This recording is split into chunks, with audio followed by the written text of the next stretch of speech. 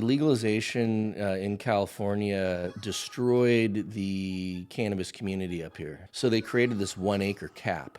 In the 11th hour, like days before, after everyone's already signed up for it from the community, the governor repealed that after taking lobbying money from Big Ag.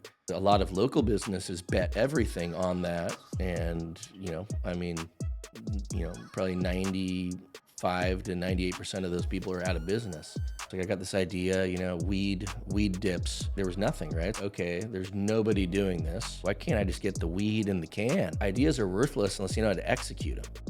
And that's the hardest thing, is like executing an idea. Little did we know at that time how hard it was going to be to make this product. And that's why you haven't really seen a competitor to Cannadips. You got to just try and go for it and not look back. We got together and we purchased a closed loop extraction machine. This was a significant potential crime. Extracting cannabis and concentrating cannabis was a felony, but the upside was like incredible.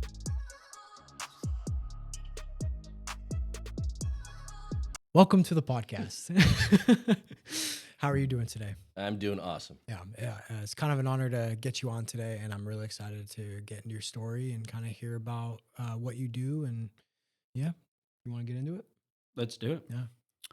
So yeah, let's start from the beginning of the story, or the beginning of your career. You graduated from Cal Poly SLO Yep. with your degree in kinesiology. Tell me about your experience and how did that ultimately pan out into your career? Yeah, good question. Well, I started at Humboldt State in 2003. Was a journalism major, and knew in high school that Humboldt was the place for me. That was back in early 2000s, and my love for cannabis kind of guided my life in high school. So I came up here and fell in love with the redwood trees and the coastline and the community. So I came up here, spent 3 years. Good time, but really wasn't kind of finding the education I needed, and I think really like the sports camaraderie, kind of like stuff that you get at a bigger school. So I ended up going to Cal Poly SLO, which was awesome. Um, Degree in kinesiology, which has kind of dovetailed into my career in regards that like the products I create are all about health, wellness. They're biohacking. We're dealing with bioactives and chemistry. And while like I haven't continued on as a biochemist, scientist, or physical therapist, or et cetera, like my passion for performance through consumer packaged goods started with my time at Cal Poly SLO. That's awesome. My boss Will, he got his degree in STEM. I think it was botany, and he ended up not doing botany at all. He ended up working at the Small Business Development Center. So it's interesting to see how people graduate and graduate with this or that, and then their career ends up being something completely different. But I like how you're able to intertwine your studies with your product, and that it does serve a purpose for health and wellness. So And I did continue on. I got a master's from Humboldt State in business, so that kind of helped frame uh, this startup that 9 years later has become this thing. So you but yeah. got your MBA at HSU. Tell me about the period between your graduating with your bachelor's and your MBA. What was your experience with that time in between? Sure. Right out of college, similar to most people, moved back home. I was from Santa Cruz, great place to be. Grew up a half block from the beach. There's just this romance with Santa Cruz. So went back home, worked for a couple years as a personal trainer. But yeah, wasn't paying the bills. Got my own spot, was struggling month to month while my job was great and I was in incredible shape. I wasn't furthering my career and seeing like what I was going to do with my life. And it wasn't until, I went up to Reggae on the River, which, I hadn't actually participated in as a student in 2003 to 2006. Volunteered at Reggae on the River parking crew, showed up, and through that weekend, the coordinators realized like we weren't, me and my best friend, Lisandro, We weren't, on drugs the whole time. We were responsible. We were like fun guys. And they're like, hey, you know what? You guys should come up here and work, and you can make $400 a day, and you can work on our farms. And we were like, well, that sounds kind of good. Um, that's interesting. So we went back home. We told our parents. He did rainwater harvesting and design. Told told our parents we were going to be building systems for an off-grid community, which was a lie. Got in our trucks and drove up to Humboldt and started working in the hills. And that kind of dovetailed into multiple years of participating in the Humboldt community from probably about 2008 to 2013. I think when I went back and got my MBA. But from early years of trimming, working the farm, traveling the world, getting a lot of what's cool about the cannabis culture. In that time is you could work 4 or 5 months and then travel for the rest of the year and still save money. So like, I mean, that's something that I really cherished as someone in my mid to late 20s. Um, but then went back, got my MBA, realized that like I wanted to do something more. Um, and through actually being in the MBA program, got kind of started my first cannabis business, which was extraction. Love it. I really like that you shared your story, you know, before you hit your big success, because a lot of our viewers are like Andrew and I. We didn't finish school too long ago. Hmm. We don't have a lot of money or status to our name per se. Not and yet. it's very daunting, seeing the world and being like, am I going to make it? What am I going to do with my life and my career? So it's awesome to hear your story, that you started at that point and you built yourself up and you're able to, build something throughout your career. So you graduate with your MBA at Cal Poly Humboldt, or Yep. Humboldt State University at Humboldt the State. I time. mean, I'm not sure if us Humboldt State alumni are getting the credibility of Cal Poly Humboldt, but yeah, either way, it was Humboldt State at the time. And you launched this business. Tell us about this business that you launched, and how did it set you up for where you are now? Yeah, so I was in the program, and a couple. I think we were actually the first year of the sustainable MBA program, and a couple guys in the cohort. We got together and we purchased a closed loop extraction machine, which at the time, I mean, this was a significant potential crime. Extracting cannabis and concentrating cannabis was a felony. So generally would have meant significant time, um, but the upside was like incredible. I mean, we could work for a day and make $5,000, $10,000. I mean, the price of everything was just insane. So we kind of like got together and we're like, all right, we're gonna do this. I had a location that was pretty private, um, and kind of started this little business that we didn't work all the time, but what was cool about the MBA program was it was a night program. It was like 5 to 8 at night, so we could kind of work during the day. And I had all these relationships from my years in Humboldt in the hills. These other guys were kind of more new to the scene, um, and yeah, I mean, it was awesome. We made a lot of money that came quick, left quick.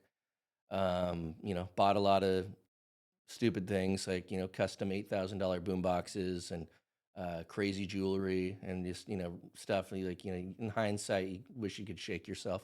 Hey, you're supporting the local economy. Yeah, totally. A lot of creators.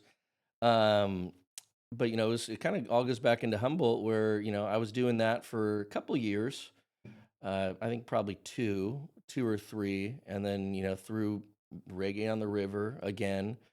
Met my wife on my floaty. I had like a 20-person flotation raft, like the biggest floating device in the river. Um, we instantly hit it off, and she kind of like she had just finished her master's, and kind of told me like, yeah, if I'm going to spend time with you, like I don't want like you going to prison, because I mean it was a significant amount of risk. So it's kind of like that extra push that made me realize, you know what, like the fast money uh, is great, but it's not something that you can sustain, like build a sustainable life on and family, or even business. So that was kind of like, I closed that part of my life, and it was also all kind of right around 2016, where California just passed Prop 64, which was, the coming legalization of cannabis. So it's kind of a perfect segue to where I could still participate in the industry, um, and do it in a way that wasn't, going to risk my future. You are arguably one of the most successful CPG founders in the country, yet you stay in the shadow here in Humboldt. Is that a survival tactic, or do you just prefer to let the brand do the talking while you fly under the radar? I wouldn't say it's a, and thank you. I wouldn't say it's a survival tactic. I mean, I love living here. I mean, like sure, I could live a lot of other places. We pay a significant premium to live in California. I mean, 13% tax on income. So there's a significant cost to living in the state, let alone, why are you in Humboldt? A lot of people ask, but like, I live, in Trinidad. It's heaven on earth. Go to the beach, put my feet in the sand. My kid, I have a kid who loves it here. So I wouldn't say, I mean, yeah. So I'm here just for lifestyle and my business, right? I mean, through this Cannadips business and pouch making business, like we have a factory, we have employees, we've built this brand that we tied into, the most amazing cannabis community on planet Earth, and like it just kind of fits for what we're doing. I mean, sure, there's a million reasons you could look at cost and be like, why are we not making these pucks, especially since we're not in the cannabis industry in California right now? Why are we not making these in like, a tax advantageous state like Texas, or a state with, cheaper labor like anywhere, Ohio? Um, but it's really because like this community is like true to our roots and to this brand we've built. So, can't say I'll stay here forever. But it's someplace that is really important to me and my journey, and that I just love. You kind of talked about how it's a disadvantage living in California and and in Humboldt. What have you found to be some of the advantages of living somewhere so rural and remote? Yeah, I mean, the advantages are, kind of like I touched on, is quality of life. I mean, the business world and just the world in general, like the hustle and bustle is insane. Go, go, go, hustle culture. Like, and it's really nice to, kind of have the antithesis like in your home community so that you can uh, readjust and not just completely burn yourself out. I mean, like it's. I mean, how lucky are we that we have a airport that you can get in and out of in minutes. You could fly anywhere in the U.S. really easily. So like it's not hard to participate in uh, corporate culture. Um, Being a humble entrepreneur or a humble uh, corporate employee, etc. Um, so yeah, I mean, I'd say the main advantages are, you know people, clean air, clean water, community. Um, those are tough to give up. Yeah, I agree.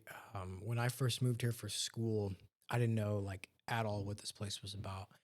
And anytime I wasn't like in class or like at my dorm, I was like, I want to go home because I didn't know what else was out here. And then just learning about the place, getting involved with communities, and like meeting a bunch of great people, I'm like, I'd never want to leave now Hmm. because it's just like I've just felt like I've rooted myself so deeply here.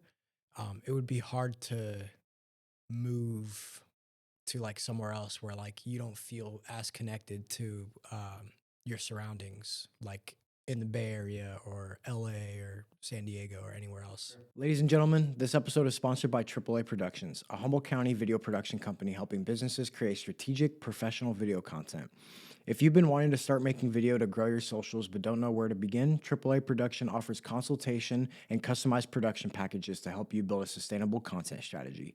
Use the links below to get started today. Thank you, and back to the show. You know, to touch on that and go off of that, Humboldt does that to you.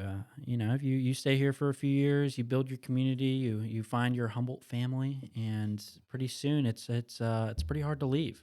When you graduated with your MBA Hmm. from Humboldt State University, did you think that you were going to stay, or were you intent on leaving? What was your mindset when you graduated, as far as staying in Humboldt versus leaving? Hmm. I think I was. It's a good question. I think at that point I was open to how life kind of took me. I had a lot of. I was in Humboldt the early days. I left, went to Cal Poly, went back to Santa Cruz. Had big dreams and visions of, am I going to live? I traveled the world, right? So I had ideas like, oh, am I going to live in Asia? And been all over to probably 30, 40 countries, and kind of like trying to figure out like what's the place for me. I think after getting the MBA, I wasn't really sure, but once a couple years after that, when cannabis legalization happened, I mean, I was a big believer that at that time, obviously, that like this community was going to blow up. I mean, we had like the most incredible cannabis community ever, entrepreneurs everywhere, tons of thriving businesses, thousands of farms. Like I just like so I didn't for a long period of time. I thought this area was going to blow up from those businesses, from tourism. Um, so yeah, maybe after the I kind of just did the MBA to upskill, and I was already living here and in the scene, and then quickly thereafter it dovetailed to really believing that California cannabis, and especially from Humboldt, was going to be the next big thing, and I was in like the right place at the right time. When cannabis was legal, did that hurt what you guys were doing? Yeah, yeah, I mean, I'd say legalization in California uh, destroyed the cannabis community up here. And it seems kind of like an oxymoron, right? You're like, all right, well, if it's legal, then everyone can buy it. Like it should be legal, right? I mean, that's I mean, as a consumer, like that would be your thought process. Like, yeah, I'd like to go to the store and buy this. Like, it makes sense. Like where California went wrong was, it's a multiple level problem, but the main problem kind of stemmed with really bad stewardship by Gavin Newsom. We one it was set up.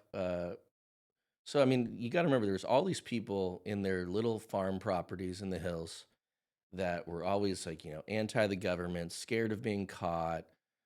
Like wouldn't talk on the phone. Everyone has burner phones. Everyone's like really not wanting to be above board. So like the governor, I mean, he even came up to Humboldt. Like they really pushed, like, hey, we're going to give all of you legacy farmers and legacy businesses like a chance for a couple of years before we allow big farms like in Salinas and Santa Barbara.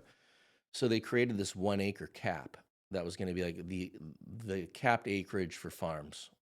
For I forget what it was. Maybe it was supposed to be 3 years, and that was going to give everybody, all the small mom and pops, like a significant time to get revenue, build your brand, all these important things.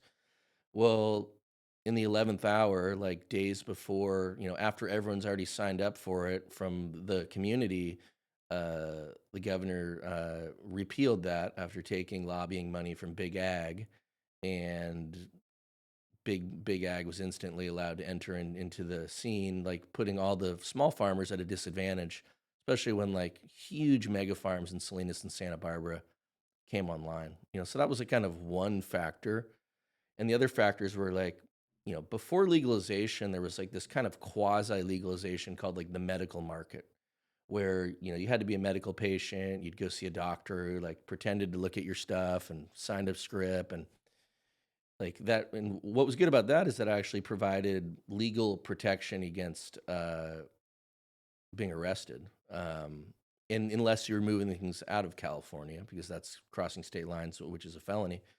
But it provided a lot of protection to farmers and workers. Well, in that time period, California actually had a lot of dispensaries. You could go to these medical marijuana dispensaries, and there's actually more dispensaries then than there was and still is with legalization. It's like we like lost over half of the dispensary count with legalization.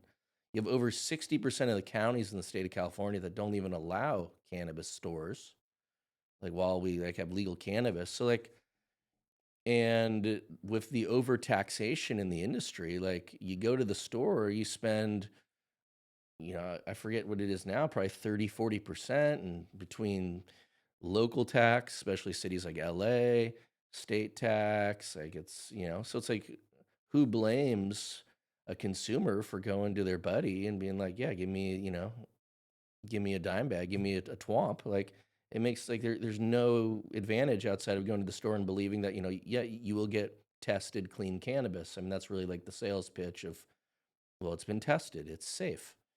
Um, so yeah, it's this community was Humboldt County was like incredibly thriving before legalization. I mean, people from all over the world flying in, and the business was booming, and the restaurants were bustling, and you guys weren't here at that time, but I mean, like the music and the concerts, and all the artists wanted to come into Humboldt because, like, the farming season brought all these people, and they'd pick up, 50 pounds, 100 pounds of weed, like when they came through, and it was like this really cool, amazing community that everybody was tied into.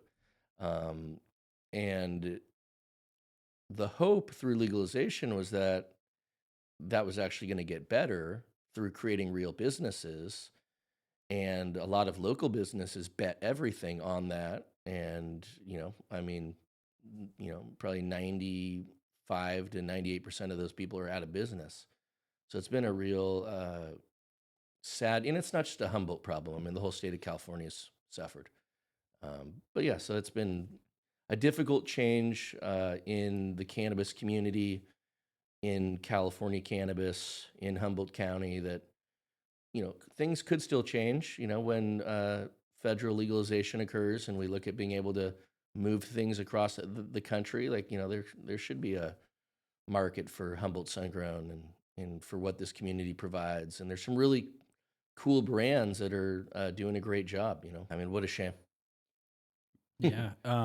For a long time, for decades, the county of Humboldt acted as a cash laundromat, a cannabis cash laundromat, and cash from the mountains under the table would go into local musicians and local restaurants and local bars, and Hmm. pretty soon it was in a nice bank account, to feed families, to allow schools and hospitals to exist here in this county.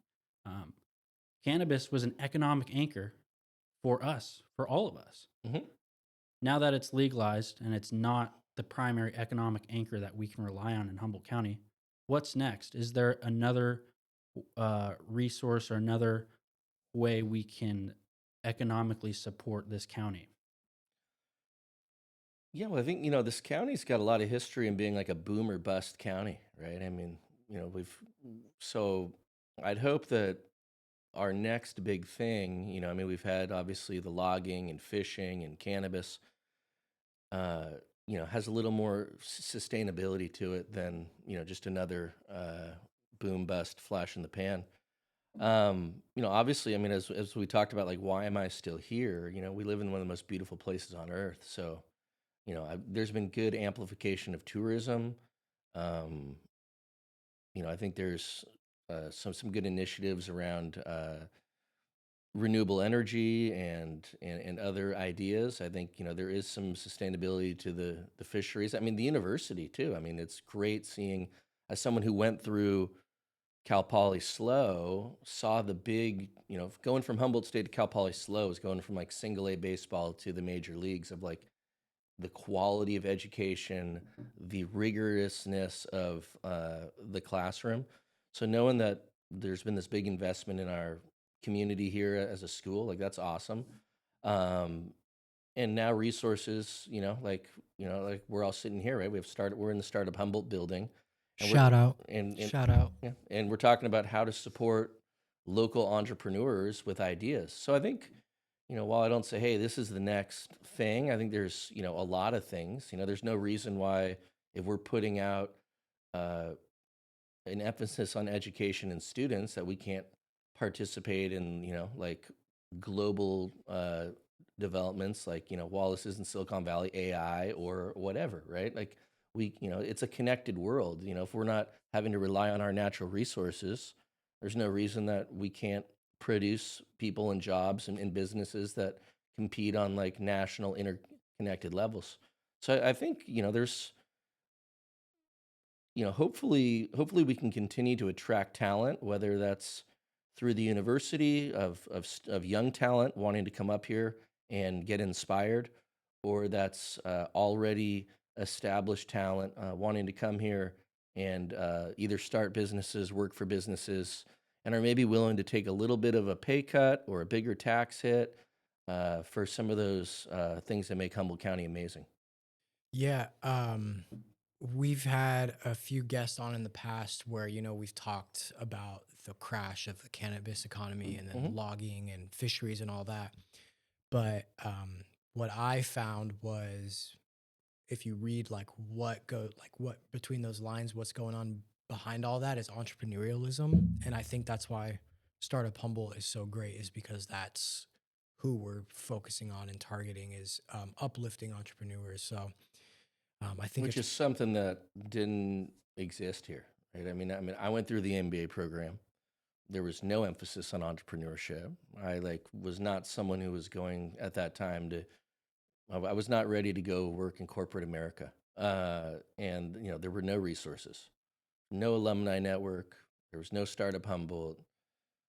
The classes were all geared towards how to how am I going to be a good employee in someone else's company and understand XYZ. So awesome that we can provide tools to whether it's people in the school or in the local community, because people are going to have to, create their own jobs, and that's where the opportunity is going to come from.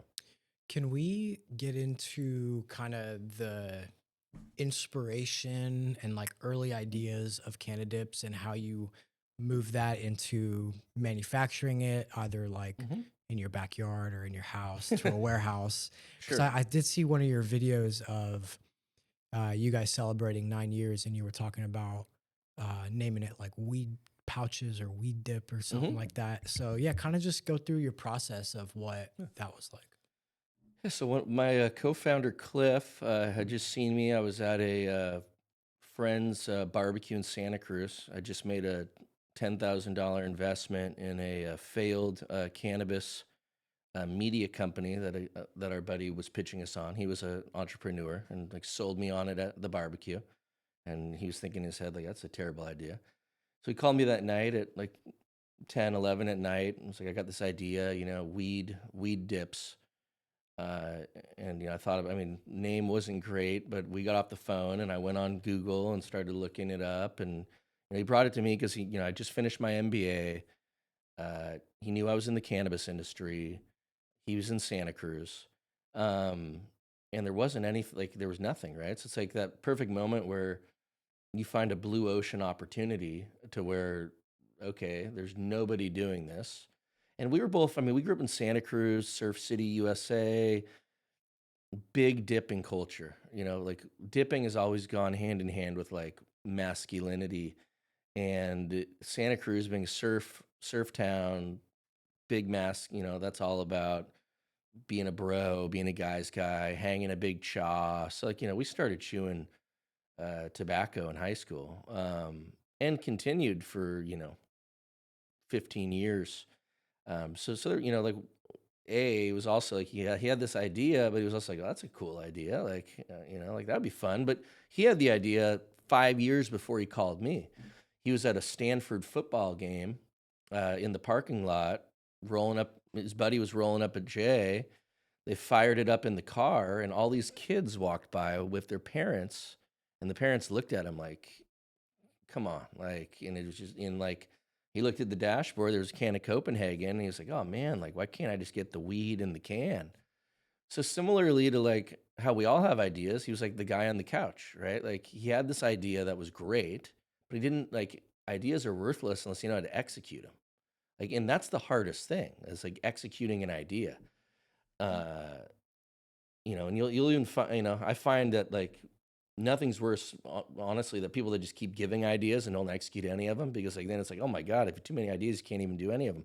But so he had this idea, gave it to me, offered me a large majority of the concept. Was like, I don't know what to do with this, and like we little did we know at that time how hard it was going to be to make this product, and that's why you haven't really seen a competitor to Cannadips because it's incredibly hard to make these little pouches, get the cannabinoids in the pouch, get the cannabinoids out of the pouch. How do you make the product taste good? I mean, there was all these things. We had no clue what we were doing. We raised, I think we started with $100,000 from someone I used to work for uh, as like our first investment.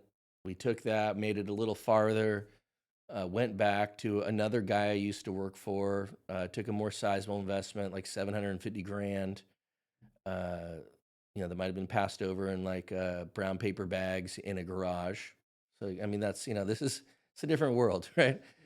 Like that wouldn't happen now. So it was all a little different place and time. But we created a great brand, right? It came up with Cannadips. We like the brand's really good. We hired a designer that we grew up with who did the logo and like crushed it. Like gave us such a nice foundation. But it's just kind of like with entrepreneurship, like you gotta just try and go for it and not look back and not live in fear, right? I mean, like we bought a pouching machine in India before we even knew it was in the can. We just got all the pieces together of like, how are we gonna do this? And a lot of wins along the way that like we couldn't have expected, like our coconut fiber medium that like is in the product or so it's trying to remember what the original question was. I could just diatribe on about Cannadips and Journey for forever. Yeah, I was gonna ask you how like you started and then you moved from like a backyard operation into a warehouse, but Well, it was never really a backyard operation because it started with legalization. So we did immediately start into a licensed cannabis facility. So Cannadips was never like a illegal operation. It actually it started with solid foundation with a cannabis license in Arcata. But like we moved into this facility that was all carpeted, and we were, I was like, all right, let's just get ripping. And little did I know, like what it takes to make a consumer package good. Like I was working with a scientist at the time. She's from the Bay Area. She came from McCormick, so she worked in the food industry. She came up. She's like, I'm not like selling you anything until this factory's like up to code. I was like, what are you talking about? Like I need to work. We need to make money. So we had to, make all these rooms food grade and get our SOPs created and like all this stuff that you'd have no idea how hard it is. Yeah, getting your space or your building your operation up to code and up to standard can be really difficult. And Yeah. navigating what you need, what you don't need, it can be a very complicated process. And if you need help navigating that, you can come on down to your local small business development center. We will match you with an advisor that knows your field and your market and can help you get certified, licensed, permitted for your operation.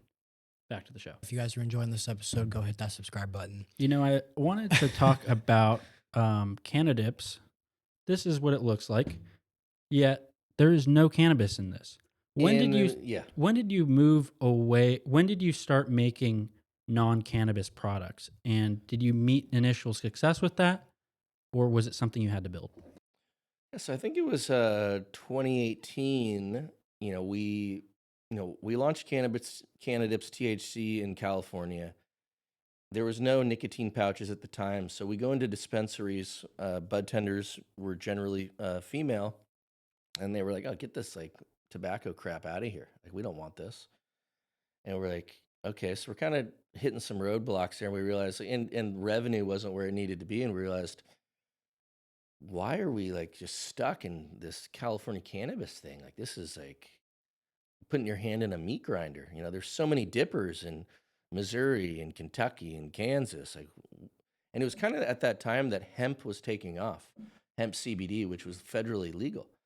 So that was our first foray out of cannabis. We stayed in cannabis for much longer, to our detriment, but we realized that, okay, like we want to keep the brand name, we want to get into hemp, and we want to be able to sell nationally and sell online and getting, so we did a deal with a tobacco distributor in 2019.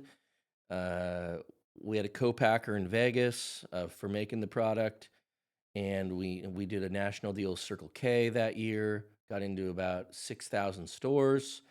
Also a couple other cool stores like Sheets, which is a great convenience store in the Pennsylvania, Ohio area, and Quick Trip with a K. And used it as an amazing opportunity to where people could buy our product nationally. We could immediately, our total addressable market is way bigger. And then with the idea that federal legalization would have come across a lot quicker, and that people already have been buying would be buying Cannadips, and then they could just transition into the pot version when we could have it in all those states. And the product you just picked up was Brain Fuel, so that's actually cannabinoid free. So there is no CBD in that product, and we just launched that, and without cannabinoids, because Amazon doesn't let you sell CBD, and that's a huge platform for us. And nootropic pouch. I mean, pouches with the emergence of Zyn and modern oral nicotine are just going crazy. So it's we thought about, like, do we want to call it something else? But so many people are searching for Cannadips on Amazon that, like, and people trust Cannadips, that we wanted to keep our brand on the can, even though there aren't cannabinoids in that product. And this is kind of actually the first time that Cannadips hasn't had even hemp in it. But I mean, we still make an array of everything from, our THC products, while not in California, are in Missouri, Arkansas, soon to be Kentucky. Our hemp products are found nationally, from online to convenience stores, smoke shops.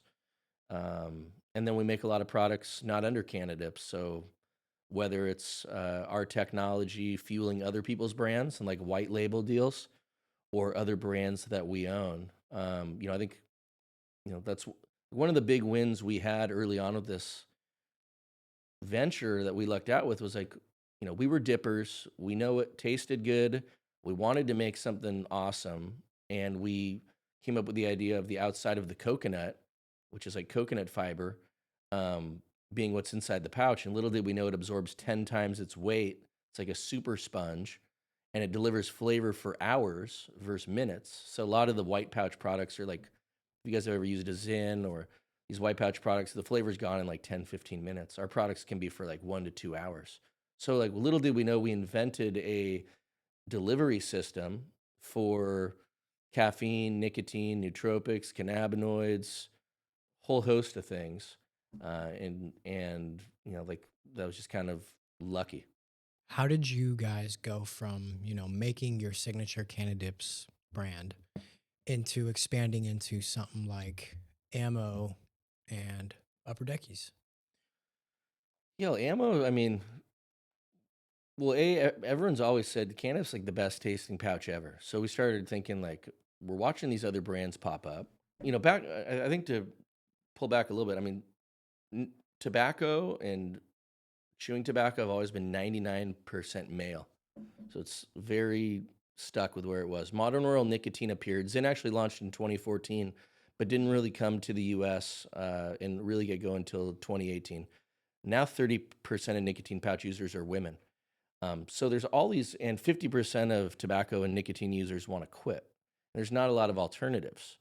So a lot of stuff started popping up, whether it's caffeine, whether it's this, whether it's that. So, like, we've been playing around with all types of stuff. I mean, owning manufacturing, while it's really expensive to, we have over $1 million in all our equipment. It's a lot of stuff and a lot of expense. And like I was breaking down of just the compliancy. having that freedom to operate and create, like as a playground to create new things versus going to a co-packer and being stuck with minimum order quantities of runs. And, like we have that freedom. Um, so that's kind of how we, I mean, ammo was, just watching the nicotine boom. I mean, we're talking about a category that's growing at 33% compound annual. So, I mean, we're looking at like the biggest growth category in CPG, and our product works completely differently than all the other products on the market while still being tobacco free. So it was kind of a great opportunity for us, to get into that space and provide consumers a nicotine experience that's better than anything else out there. It was recently acquired. We still manufacture it, temporarily here in California. That was really like an exciting new space for us. A category that we weren't able as a Humboldt company to like take over on our own. Like we're never gonna be able to compete with big tobacco or medium tobacco. Like, the amount of money to get on the shelf, the amount of marketing dollars, I mean, there's over $15 million in the FDA application cost for a nicotine pouch product. So we were able to get to like the first inning, but needed to find someone else to get through the ninth inning. So Ammo is uh, a different company that you own as well, or and you No, guys got ammo was acquired by Swisher, which is nice. the Wow. cigar company. Yeah. What? How did that go about? If you're able to. Yeah, yeah, I can briefly talk on it. Yeah. We got to the first inning, like I stated, and filed our stuff and got the product out there. And then I went on a roadshow of, okay, well, we're going to need $15 million to get through the rest of the FDA work, and that's a lot of money. So either we're going to have to raise like 20, 30 million on our own, or I'm going to have to find a solution. And went and pitched, three or four major companies in the space, um, and was able to close a transaction last year. So so I actually work there. I'm a vice president at Swisher, so I manage actually ammo and upper deckies, as they acquired that as well. Really? And then Wow. I still am the CEO of Bolt Runners Corporation, which is like the parent company of Cannadips. That's So so I kind cool. of Yeah. have multiple things going on. But yeah, so that product is the biggest opportunity on earth for modern oral pouches, and is a great showcase and representation of our technology. And like multiple companies did large panels of consumer testing, and I mean it performed incredibly well. I mean, so we're really excited about uh, seeing what ammo can do. It's in the California market right now. It's a California listed product with the natural flavor. That's the non-flavored, and going to be taking a pretty big national push this summer. Um, I know for the dosages, like in Europe, Zyn is able to have, 15, 21 milligrams. And I've seen other nicotine pouches here have 9 and like 15. What's like the law around the dosage with Well, nicotine pouches? they're evolving. Uh, Nobody, I mean, evolving. We're doing a lot of testing and studies. Um, we're not sure where the U.S. market is gonna and the FDA is gonna sort out on, if the upper limit's gonna be 9, 12, 15. Europe's taken a different I mean, Europe's a free market, so Europe is. Uh, we could create a brand and get going in Europe, and it's really easy. The U.S. market's different. You had to be on the market in 2022. You had to file a PMTA by March or 22nd, I think, in 2022. There's all these things that you had to do, and then you had to spend all this money. And the FDA's, which is has been changing in leadership. Um, we're figuring out like what I think when it comes to nicotine pouches, what's important is you know, us all sitting here and realizing like, okay, we have a product on the continuum of risk that while it's addictive is way less harmful than smoking. And like people need to stop smoking. Like that's number one. And this product's all about harm reduction. So getting people to stop smoking, then getting people off more harmful forms of nicotine, like vaping, which is even more harmful than pouches. And then, we're trying to then take the people that smoke and figure like, okay, like what is the right dose of pouches, and where can we get them, and then how do you work them down through being a nicotine pouch user to maybe eventually going down into upper deckies or Cannadips, which would be at the bottom of continuum of risk. Um, so yeah, I mean there isn't a clear answer legally yet. Um, I don't see. I mean, while we sell 15 today, which I think that should be the top of the limit peak.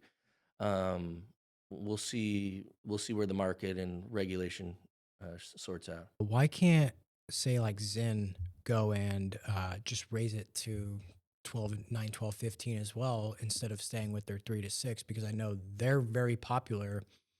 And me personally, I would like to have like a, 9, 12, 15 option. Because those products weren't on the market in 2022. Oh, so they had to do the. So everything we're talking about that's on the market here is grandfathered. Essentially, like it was on the market at a certain time. Not to say that new products aren't going to be coming and that Zyn isn't going to do those things. They're going to be filing new applications. The FDA, previous to this administration, had taken a more of a prohibitory stance on the category, while current administration is more interested in harm reduction, better for you products. So I do believe we will see new products that go through the scientific rigors. Obviously, Philip Morris that bought Zyn will expand their offering, whether it's through flavors, formulas, strengths, and you'll probably even see new brands come on the market from Europe that are really successful, like Loop, which is a fantastic brand. So you've basically like paved the path for this brand, for Cannadips, right? What was the high of being a pioneer versus the low of realizing that the government was about to regulate the crap out of you guys? So the highs and then the lows. The high is, I mean, when you make a consumer package good, it's affecting people's lives.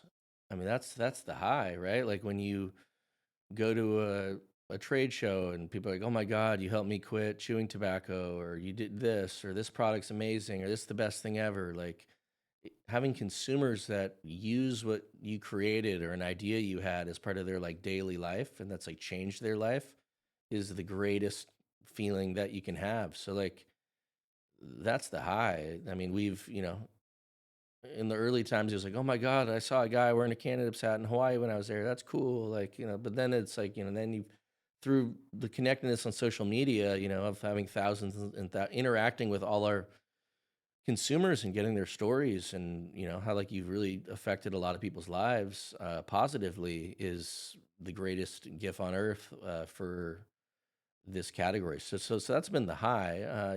The lowest of lows is, just all the stuff that comes, like the stuff that comes along with business and being an entrepreneur, that, you know, there's a lot of non-glamorous things in business, and just, I mean, in the world in general, right? But like when you start having success and you have a business, like a lot of people want to take that from you, whether it's like litigation and people trying to like bankrupt you or steal your company or like defame you, or like just the crazy chaos of this planet and building something.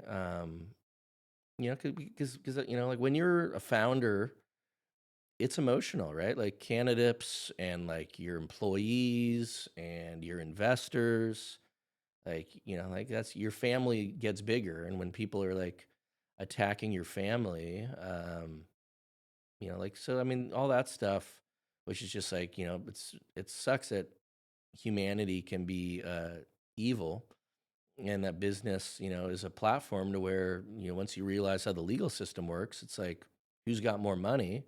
Someone could have a lot of money and say, okay, well, you don't have a lot of money, so I'm gonna make you spend all the money you have to do something that was completely ridiculous, just to, like, as a war game to distract.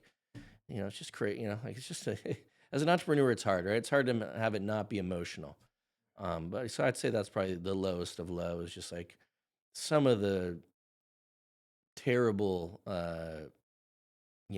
people that we've had to deal with along the way. Yeah.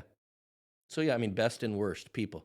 You grow really like attached to what you're building, and when somebody's just trying to rip that away from you, like, it fucking sucks. Mhm. So yeah, I'm sorry you've had to go through some of those, but like, yeah, Well, that's most people do. I mean, yeah. most entrepreneurs do, right? Like, it's like,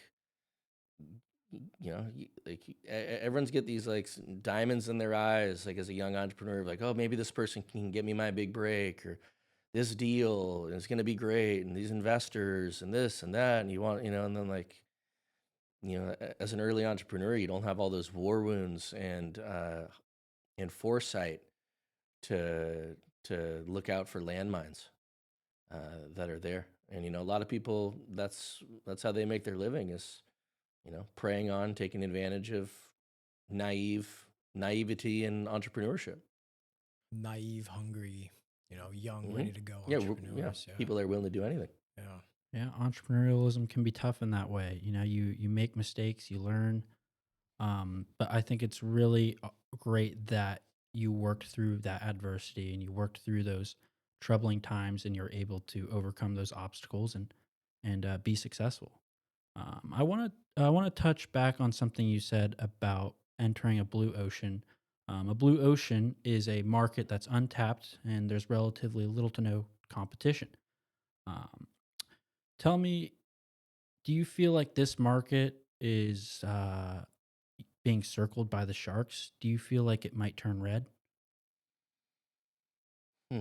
Well, from Cannabis perspective, I'm not really sure cannabinoid pouches is going to be turning red anytime soon. So we've diversified our business into so many different things. You can see we have all these different colored cans that do all these different things. So, like, if something were to happen with can A, well, we put more emphasis in the can B or can C. So from just putting my Cannadips hat on, like, I'm not really sure. While a couple other people have tried to do it over the years, like, no one's really made a big mark or been like a big enough competitor. But, like, I would also say, like, we're all still so niche that, like, every Coke needs a Pepsi and every Pepsi needs an RC Cola, and, like, we welcome broadening the category so then people can make decisions and choose what's best and feel more attached to what they choose. Um, there's definitely big companies circling the alternative pouches. So whether that's, like, we're about to launch our pre-workout pouch in 2-3 weeks. Um, we're in caffeine. Like, there's, everyone and their mother seems to be launching nootropic and caffeine pouches right now. Like, I was gonna say I've seen I mean, so many caffeine pouches on how the many market. ads are we all getting on social media? It's just nonstop. Probably like 8 or 9. Yeah, Yeah. I've seen. I forget all their names. Yeah, Yeah. Ultra, they just raised $11 million 2 weeks ago, which is impressive. So, yeah, I mean, there's definitely but at the end of the day, like, we're all still, from all those brands, small companies providing a good, healthy alternative to nicotine pouches and tobacco, which is growing at 33% annually. And none of the major players really have a awesome brand or technology in the alternative space. So, like, for example, like, when I say major players, that's like the three majors, like Philip Morris, which is Zyn, RJ Reynolds, which is Velo Plus, and like, those are kind of like, in Altria, which is On and On Plus. Altria is also famous for, Marlboro, and you go into who all their cigarettes are. But, like, those are the three major players. And And I think they're all just so busy catching up with the insane growth in nicotine that they just don't necessarily care about these other categories. So I think it's, like I wouldn't say it's red ocean impending, because there's just so many people coming into the space that need alternatives. And, I think it's a great opportunity for entrepreneurs that come up with innovative technologies and products and brands that they own that are unique, because, at some point, major companies are going to probably want to have those alternatives as well, so they can offer a broader portfolio to the American consumer. What about caffeine and nicotine pouches? How is that like a Similarly to like how about THC and nicotine pouches, neither would ever happen just like with the FDA. But I mean, it's not a bad question in regards to like Europe, like those type of products exist. Yeah, Mexico. I went to Mexico last summer, and they have alcohol, THC infused drinks, what? which is completely illegal in the United Oh yeah, States. yeah, And yeah. so, No, and similar. They're, as they shouldn't, right? I mean, we shouldn't take something that is addictive and then something that's psychoactive and put them together in like these mixes, because it's just not safe. Hello, everybody. I'm Luke Kennedy, building manager at Startup Humboldt. Behind the Redwood Curtain is recorded and produced at Startup Humboldt. Startup Humboldt is a co-working space mentorship hub for entrepreneurs building real businesses here on the North Coast. You can learn more at startuphumboldt.com. You guys want to try some? Yeah, I mean, yeah. Is it time for a pouch? Yeah. I don't know. Wait, You so want a what- caffeine one? I can't do a caffeine one. Caffeine I'll go one? to sleep. I kind of want to try a CBD one. Yeah, Yeah, let's try a This CBD is one. the CBD one. Yeah, that sounds So this good. was a limited time flavor. This is our toasted coconut flavor. I'll grab one of these too. Okay, so I don't do dip. So what am I doing here? What's the process? Just Packet top shelf. I haven't done You like could do top or bottom. Yeah, Just top or put- bottom. Yeah, okay. right here. I haven't up done here. upper decky since college, so I'm a bottom lip guy. I'm doing.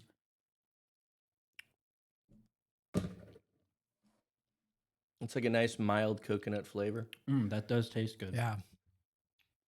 I like how you can taste it instantly. Hmm That has a really nice flavor. And the ammo pouches like deliver probably 5 times the flavor Really? of what. Oh yeah, I mean, it's like just gushes flavor. I mean, you're a nicotine pouch user. I mean, you should. So first off, like I wouldn't be scared of the high doses. We use a different form of nicotine, so it's a way different delivery. It's way smoother. Doesn't cause hiccups. Doesn't burn. Really? Oh yeah, no, like Doesn't burn either? it's like the only way that you can, What? I think, like have a really high strength experience that isn't going to be like a European pouch. Yeah. Where like, but yeah, I mean, you could try like the Citrus 12. I want to try the minty 15 Yeah, here. yeah. Or if you got Swap out that coconut. We need somebody here at the table rocking an ammo. We need an ammo guy here. I think you should just do all of these at the same time. Fuck. You can handle it. I mean, trust me. I'm not. Yeah. Maybe I want to try this one. Try the just Okay. do the 9. The less Perfect strong one. question, right? I mean, you could. I don't know. I feel like I've just you just gave me a nice speech about trying 2 different pouches at once. This could be a True, good yeah. opportunity for you. for me, yeah. Test subject A, Andrew Pescatore. Fuck. Come on, get an ammo in, man. I mean, you're gonna be okay. I mean, I'm thinking about this is Humboldt County's first ever nicotine pouch or nicotine business in the history of Humboldt. This one's only True, 9. true. Should I do 9 or should I just go full send and You should do the 15. 15? Okay. 15 mint, it's great. I mean, do you like mint? Oh yeah, Oh, then you're gonna love it. dude. I had the 12 milligram European Zen mint, the whatever their mint flavor was, the best mint I've ever had. No, these are mellow. These are.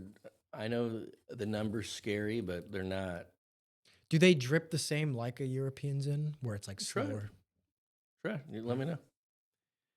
All right, this episode is sponsored by Cannadips. I don't think I can say nicotine products, right? You They can. smell really good. Give it a little sniff. That does smell really good. I They know. taste these CBD ones. These taste really. Well, they're good. Yeah, no, that's. We were actually kind of scared. We saw that can show up on the Instagram account, Mass Spec Everything. I don't know if you guys follow him. Mm-mm. He's the guy who like grabs products and then puts them under the scientific lens to look for everything in a product and Oh, just yeah. flames people on Instagram. Like just tears people up. Like, oh, I found this peak here, and it looks like you have this terrible chemical in your product. So I get like an SOS text like we're on Mass Spec Everything. I'm like, oh no, like what did he find? Like what flavor did that? But he ended up like he started off like talking shit about the product and the idea, and then like it tested like one of the cleanest products he's ever tested. It actually ended up being great press for us.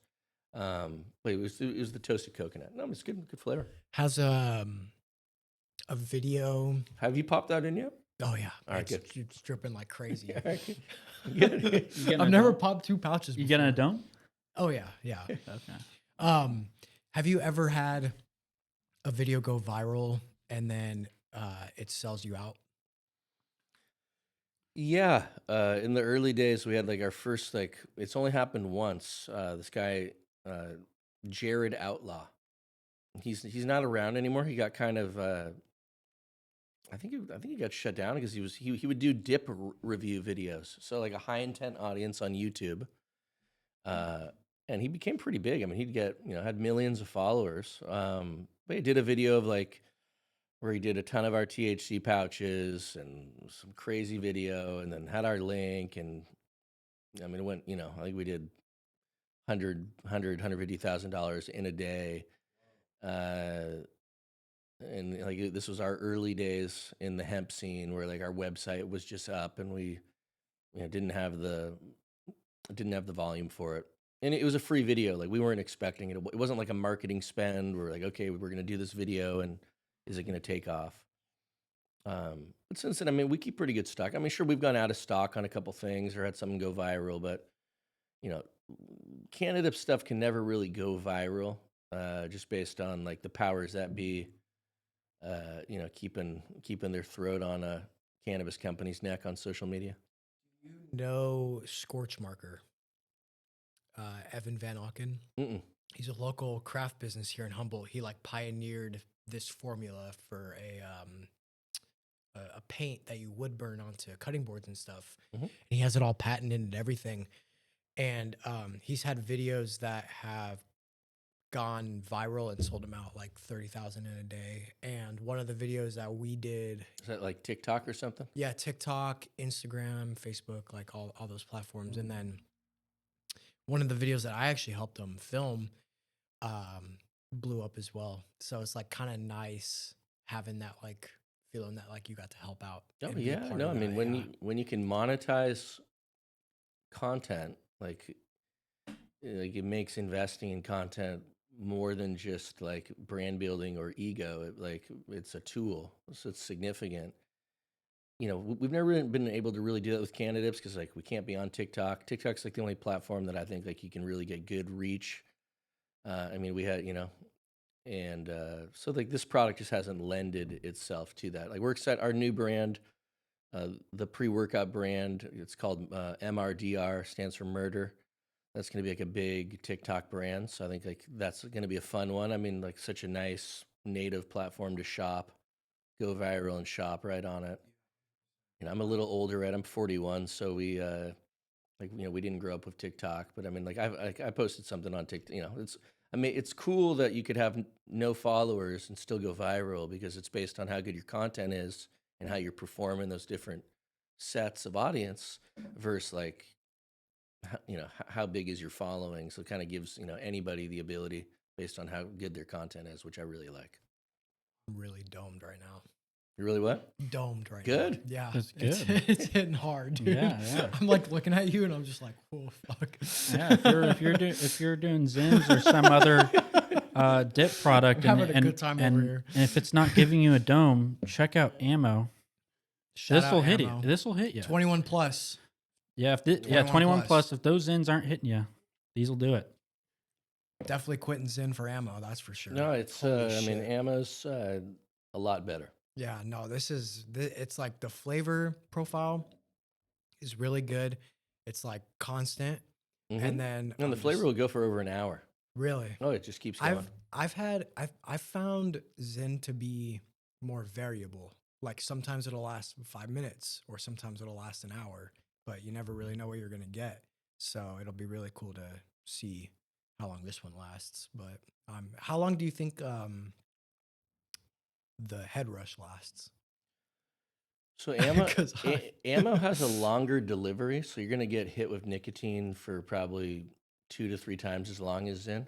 oh shit. Okay, I'm in for a good ride then. It's definitely a longer ride, but you're not getting as quick of a nicotine dump. So even though you see the milligrams, you'll get that over a longer period of time. Now we're doing more science. We can't make any marketing claims around when things are being released and how they're being released. There's a lot, we got to spend a lot of money to prove those things out. We've just done in the lab like dissolution data and thousands of consumers.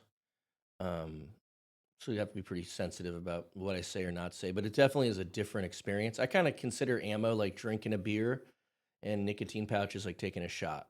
Mm. So you were mentioning earlier that you've taken on a vice president role with Mhm. Swishers. Tell me more about that role. What role do you play with Swishers? What's your responsibility? What do you bring to that team? Yeah, so I'm kind of leading the charge when it comes to ammo and upper deckies. I work on the marketing team there. Um, so I report to the executive vice president of marketing. I'm the probably one of the most entrepreneurial people in the company. I mean, the company is a lot of really awesome CPG executives and corporate people, whether they've been in the tobacco nicotine industry for a long time or they come from other, we have a lot of ex Pepsi employees, a lot of really cool CPG brains, as Swisher becomes more than, I mean, they're the number one selling cigar on planet Earth. And now the nicotine pouch brand is Rogue. So that's their main brand. Um, yeah, so my job is overseeing uh, working cross functionally as we stand up manufacturing in Jacksonville, Florida, as we improve XYZ, as we work on marketing plans, go to market strategy. Um, yeah, it's an awesome experience going from a small 30-person company where I'm the CEO to a way, way, way bigger company where we have over 400 salespeople. Um, and I've really never worked for anyone besides myself. I mean, since I worked at 24 Hour Fitness when I was 22, 23. um, outside of like working on farms for farmers, but like in a corporate job. um, but yeah, it's awesome. It's awesome. It's really cool to take these brands and technologies that we've spent so much time on and put so much love into and oversee them on a national stage for full scale commercialization at a scale that never really dreamed of. So uh, I'm relishing the opportunity to kind of keep this going and make it as big as it should be. I mean, to the point you try to ammo, you're like, oh my god, this really is amazing. It really is, I think, better than everything out there, and I'm excited about uh, shepherding that along. People like Tucker Carlson, Theo Vaughn, and the Nelk Boys have pioneered the lip pillow trend. And I recognized Upper Deckies from their social media presence. Hmm. And like I said earlier, they got me into the pouch game. But I had no idea that this was pioneered and created here in Humboldt. How come nobody tells you that people like this, like brands like this, are made up here in Humboldt? Well, I think at least from Upper Decky's perspective, right? Like that wasn't our brand; it's our technology. So, like the side of the can does say like coconut fiber filler, which we could have maybe done a better job like creating like the Intel inside that you get all these cans. You're like, oh yeah, I like that ammo. There's that coconut. Oh yeah, that Upper Decky's had the coconut. Oh yeah, that had the coconut. Like we didn't really do that at the time. I mean, Humboldt tied so much into Cannadips. It's on the top of the can, right under the Cannadips logos, Humboldt. But we didn't really feel that like we needed to brand that on other people's brands that like even though it was our technology. So we kind of hid that while like I think like the coconut part of the story is kind of like the lead dog to what a consumer would probably care about. Yeah, I think it's really cool because like seeing something online for the first time and then like seeing how it was created, you know, a few years after that, I think it's kind of a full circle moment, and that's one thing I enjoy about being up here is like, oh my god, like this guy's up here, like really, like he created this, like it's so cool to me. So Yeah, yeah. um, yeah. So speaking of Upper Deckies, you know, Chetty. The infamous Chetty, yeah. Yeah. What's that like working with him, and what's your relationship? Yeah, yeah. Well, I mean, Chetty, we text each other daily. He's the Chetty you see on Instagram is the Chetty in real life. So they're, he's not like it's not an act. Um, that's who he is. So he lives like I think we were texting today. He went out and did a golf shoot for the Upper Deckies brand. And like we're organizing a fishing shoot and a gym shoot, and I was like, so when are we gonna get those in? What's it look like? And he's like, oh, I'm just living, one day at a time. I was like, that's like, it's like he can, he'll wake up tomorrow and we'll find out what we're doing. No, he's look, he's a brilliant guy in that like he created this viral uh pouch culture and this whole lingo and has been able to like tile these amazing relationships from hockey and I mean, the guy texts like Christian McCaffrey like every week, like the Niners. It's like, what? Like, he's got like this crazy Rolodex of people that like love his content, and he makes really funny stuff, and he's unapologetically Chetty. And like we got working together because he was the number one pouch influencer, and we did a Cannadips run of ads, and then he loved the product, and we were like, I pitched him on Upper Deckies. I was like, we should, like, let's get a caffeine pouch going. And then we just started working together as business partners, and then as part of the transaction with Ammo, I was able to carry our caffeine to technology and the Upper Deckies brand with it, and I continue to work with Chetty as a Swisher employee. But yeah, it's super fun. Definitely a little crazy, and you got like he's his own. When you work with talent, sometimes if the talent's good, the talent can do what the talent wants to do, right? And like you can't put Chetty in a box, and that's okay. And like that's like and you get the creativity and sauce that comes with it. And I'm really excited about taking his brand Upper Deckies to the next level because like really, yeah, sure, it's been a product and a term that he coined, and like we sell it on the internet, great, but like I'm really excited about putting it in 20,000 stores, and I'm really excited about we're going to put it across 400 college campuses this summer, and having Chetty go and like sign cans and do college activations. And like there's just so much that like we haven't done. Yeah, like it'll be fun to take the training wheels off and activate this guy and really see like if we can supercharge the Upper Deckies movement. Yeah, Chetty would be really cool to get on this podcast if that's ever a possibility of him coming up here. Yeah, he hasn't been up here yet, so Yeah. it'd be a tough sell. But maybe in maybe in the Croptober time period, we get him out here. I'll bring Chetty by. Yeah, that'll be awesome. Yeah. Yeah. Also, you mentioned when we were talking before the podcast that you've been basically shadow banned from YouTube and Meta, right? What do you think the revenue loss is from not being able to promote your products on platforms like Instagram and YouTube? I mean, millions of dollars. Millions.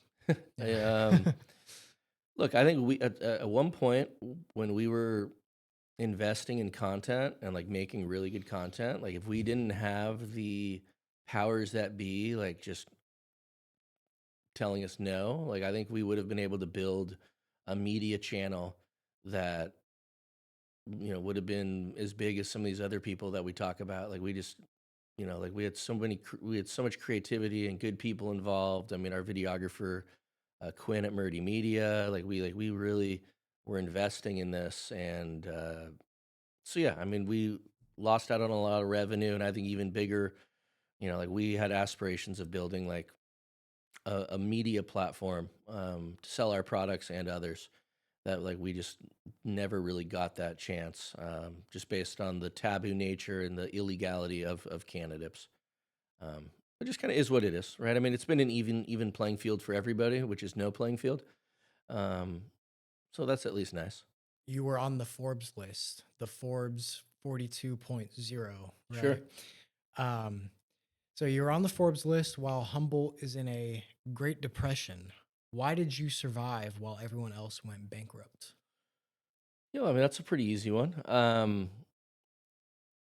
I survived because I created a delivery system in a vehicle for more than just cannabinoids. I survived because early on, when hit my first roadblock of California eating us alive with cannabis, I said, "Hey, hemp, CBD, let's now open up the whole United States." And then when we got X curveball there, oh, let's sell caffeine, or let's try nicotine, or let's do this, or let's do that. So I think the constant, like we created a delivery system that was unique with multi-patented delivery system that we own, and became bigger. Set our company while we wanted to be Cannadips in the Copenhagen of cannabis, and we still do. We based on the struggles in that industry, we're forced to evolve. And I think it's just the entrepreneurial spirit of just not giving up, not taking no, not quitting, constantly looking for oxygen. And not saying that all the entrepreneurs that failed in this community didn't have those same values. Probably most of them did. They're some of the hardest working people I know. And there wasn't oxygen. So like, we got kind of lucky that it was, while it was the right place, wrong time, we were still in the right place with pouches and have been able to evolve. Yes, you've built a successful business that manufactures in Humboldt County. As an owner of a business that does manufacturing in Humboldt County, what can our county do? What can our community do to make manufacturing more encouraged and more feasible for others? I don't know if it's about. I mean, really, the only things that make manufacturing, I think, difficult in this county are one, just the remoteness of where we are. Right, we're way up in the middle of nowhere, 5 hours north of San Francisco. One highway in and out. Right, so from a trucking perspective, it's more expensive, it's more time consuming, and there's nothing our county can we can't fix that, right? Like we're not gonna be able to build something to solve that. So that's just, that's something that we can't solve for, and there's nothing we can do about, we're on the same playing field of all of California, which is an extreme tax disadvantage, which just is another thing that we can't really do. So, I think it comes down to we've had a pretty good opportunity with hiring. Like, I'm not really, I think maybe the local community can, or whether it's our county, on this kind of like supporting, not just having to turn to Craigslist or Indeed when it comes to like hiring, and like more of almost like a feeder system for the businesses, to where you know, like that would be awesome if people were already almost kind of like pre-vetted, or there could be like this symbiotic relationship between the county and local cities and businesses from that perspective. But other than that, the biggest negatives to being a manufacturer, we're not going to be able to solve, I think, on a local basis. Best thing we have is, as I said in the beginning of the pod, which was clean air, clean water, beautiful beaches. We just need to keep getting people brought up to Humboldt for that, and we'll be able to keep getting good talent for our companies. I want to get into a rapid fire round with you. Okay. And the way we've had these structured before was 5 questions, true or false, and then that's it. But I like to try and reiterate on some things. And so this time it's 10 rapid fire questions, but you have 3 seconds to answer each one. You may skip if needed, and no explanations until the end. Are you ready? Shoot. All right. Humboldt County is the hardest place in America to run a legal business. No. False. Most venture capitalists in cannabis are actually just failed real estate guys. True. Absolutely. Sorry, Morgan. Cannadips will eventually be bigger than Zin. False. You've considered moving the entire operation out of Humboldt to save money. Well, that would be false. The Happy Dad guys can outdrink anyone in Humboldt. False. Branding is more important than the actual quality of the flower inside the tin. True. You've had your personal Instagram deleted more than 5 times. False. An MBA is more useful in the cannabis industry than a 20-year legacy growing background. True. You have a hit list of companies you want to acquire or crush in the next 2 years. True.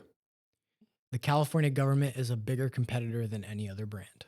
Absolutely true. All right. Any of them you want to touch back on? Yeah, we never thought about moving our factory because we wanted to save costs, but we've definitely had to consider moving because of regulation.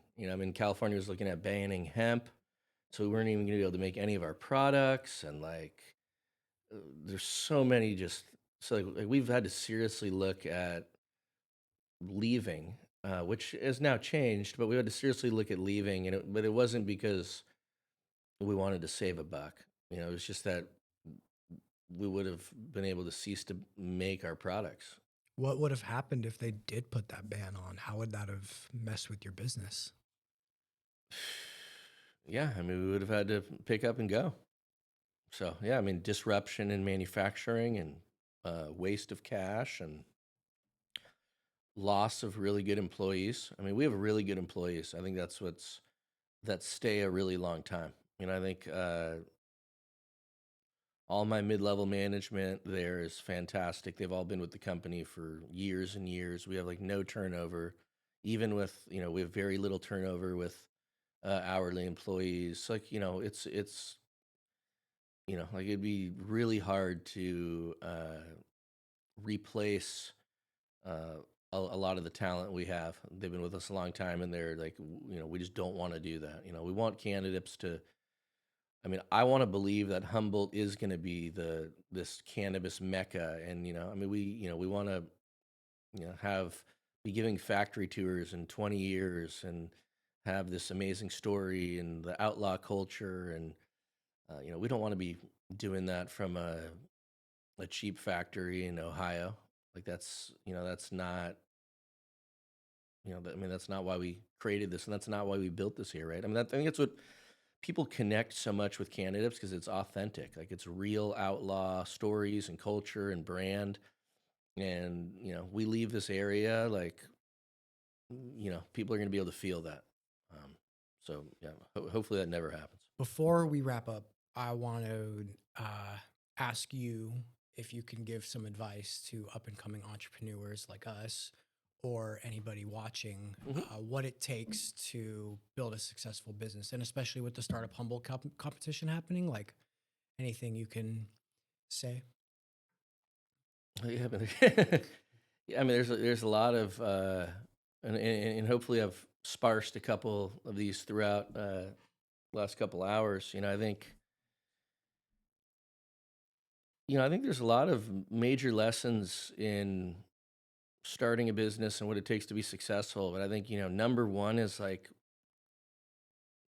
you're not going to you're not gonna ever fail unless like you know really like give up. Like as long as like you don't give up, you know, like obviously at some point like you might have to give up, right? Like, but we had moments where we didn't pay ourselves for 6 months. Like we only paid the hourly employees and like all the management. Like people were like, I had one guy who was about to have a couple kids who was like, you know, one of our like key guys was like, we're like, you know, we can't, you know, like, we all just decided we were just gonna like take zeros because we wanted to keep the company alive. Just you know, like not giving up and being able to like to sacrifice, uh, and not everybody can. Like that's critical. So like sheer determination. Like you have to have, you know, you have to be kind of like if you're going for like consumer packaged goods level starting at zero, like you have to be a little sick. Like you know, like there's a little level of masochism uh to be able to like weather like the level of pain tolerance that like this takes. Obviously with other startups, definitely different. You know, not everyone's trying to put a product in 20, 30,000 doors. So it's just kind of crazy. I think, you know, the other, so sheer determination, uh, and, you know, like not stopping. And then, you know, I think other kind of like really important, uh, journeys along the path is like, or like learnings along the path is being really careful about what opportunities you chase. I think we kind of talked about that earlier. Um, Making sure they're the right opportunities and you're not getting too excited about chasing the wrong ones. And then also like really being careful about like how you raise money and who you raise it from. You know, like cannabis, like we didn't have access to normal capital. Like people, you know, once the cannabis industry started going like this, all these lenders came out that were like 20, 30, 40% lending. Like and that's all that was there. And like sign this away and like all these terrible deals, right? And I think understanding deal structure, working with investors that like are more than just money, really important. Really important. Like you take the wrong money from the wrong person on the wrong deal, your whole show could be over.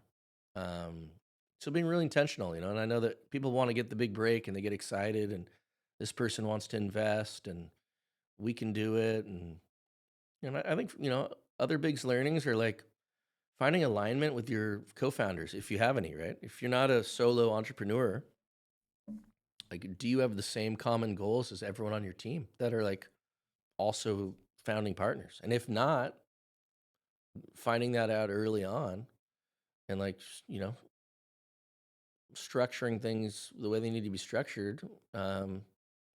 Like just knowing that like everyone's bought into the same thing and like that alignment and knowing that it's okay to talk about that stuff. I think like, you know, it's almost like a marriage, right? Like when you have co-founders in a business, like you're investing so much with these people and like to break up is not just like breaking up after a couple dates. It's like a divorce, right? So it's really significant. So I think it's really important to have these talks early on, right? I mean, when you do a deal with somebody, you always have to plan for the breakup with a contract right out of the gates. And it's always like feels terrible. Like, oh, I don't want to think about that. This deal's going to go great. But it's kind of important to think about that with like your co-founders and I, you know, it's not taboo to have those conversations. You know, like talk to your partner. Like, what do you want to be doing in 5 years? Like, would you be okay with selling this for X? Like, so I think that's another important one is just really good, authentic, transparent communication with your business partners and not being afraid to have it because, you know, like better now than later. And, you know, I think, you know, I've had problems arise, you know, farther, you know, on some of these things and time and, you know, if I was to do it all over again, you know, it would just be, you know, figuring out like where alignment issues are and if they're fixable or not. Well, Case, really appreciate you being on today. Cool. And yeah, thank you so much. Yeah. Yeah, thank you so much. We're really glad to have you here. Yeah. Thank you Yeah. guys. keep shining the light on business in Humboldt County and providing a spot for entrepreneurs to talk about what inspires them. And, hopefully we keep this, community pumping. I mean, as we talked about, we don't have cannabis, but we got a lot of other stuff, and I'm excited to see where it goes. We got ammo, we got upper deckies, we got Cannadips, we got the whole thing. Yeah. And you're on a 15 milligram mint ride, man. Yeah, how's that feeling? Dude, I'm going crazy right now. Yeah. Good. Dude, Yeah. I have a segment idea. We don't have to do it now. We can always do it like tomorrow or something. Yeah. A puck draft. We like line these up and then we draft pucks, one by one. Mm, We don't have to do it now. Like we can do that it. could be that's a great idea. Yeah, Yeah. let's do it. Yeah. Yeah.